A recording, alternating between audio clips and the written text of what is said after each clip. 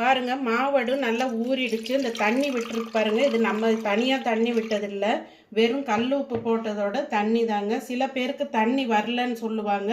அந்த மாதிரி மிஸ்டேக் எதனால் வருதுன்னா, கல் உப்பை வந்து அரைக்காமல் போட்டிங்கன்னா ஊறி தண்ணி விடுறதுக்கு லேட் ஆகும்.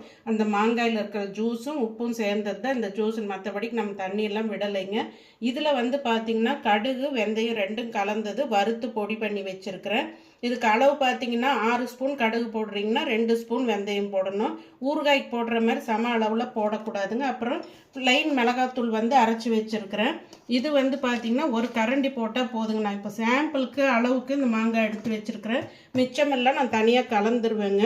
இப்போ திக்னஸ் வேணும் எங்களுக்கு, மாவோட அந்த ஜூஸு திக்னஸில் மிதக்கணும் அப்படின்னிங்கன்னா அது பார்த்தீங்கன்னா இதில் மிளகாய்த்தூள் கடுகு வெந்தயம் இந்த பொடியெல்லாம் போட்டு நீங்கள் மிக்சியில் ஒரு ஓட்டிட்டு இதில் ஊற்றுனீங்கன்னா நல்லா அப்படியே திக்னஸாக இருக்குங்க.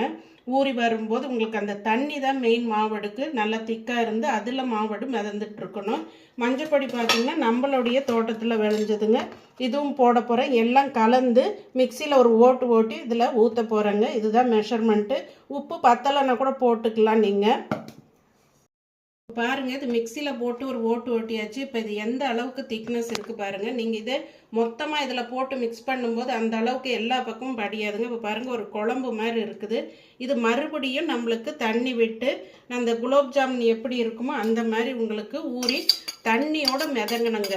அதுதான் மாவடுவோட பக்குவங்க. இப்போ இந்த மாதிரி கெட்டியாக இருக்குங்களா, இதை நல்லா இந்த மாதிரி குலுக்கி விடணும். அந்த தண்ணியோட மிச்சம் கொஞ்சம் அடியில் இருக்கிற தண்ணியோட இது மிக்ஸ் ஆகிடுங்க.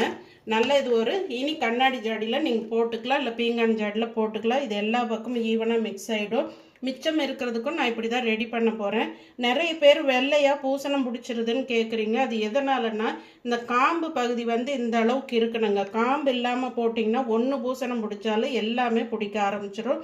அதே மாதிரி எங்களுக்கு டக்குன்னு தண்ணி விட்டு வரமாட்டேங்குதுன்றீங்க.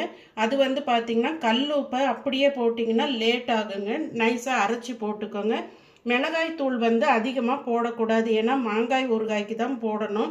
எதனாலனா அதில் புளிப்புத்தன்மை அதிகமாக இருக்குது. பிஞ்சுன்றனால துவர்ப்புத்தன்மை தான் இருக்கும். இதுதான் டிப்ஸுங்க. இந்த டிப்ஸ் ஃபாலோ பண்ணி போட்டு பாருங்கள். ஒரு வருஷமானாலும் உங்களுக்கு கெடாது. இது நல்லா தண்ணி விட்டு உங்களுக்கு அந்த பக்குவமானதுக்கப்புறம் நான் உங்களுக்கு காட்டுறேங்க. ஊறட்டுங்க இது.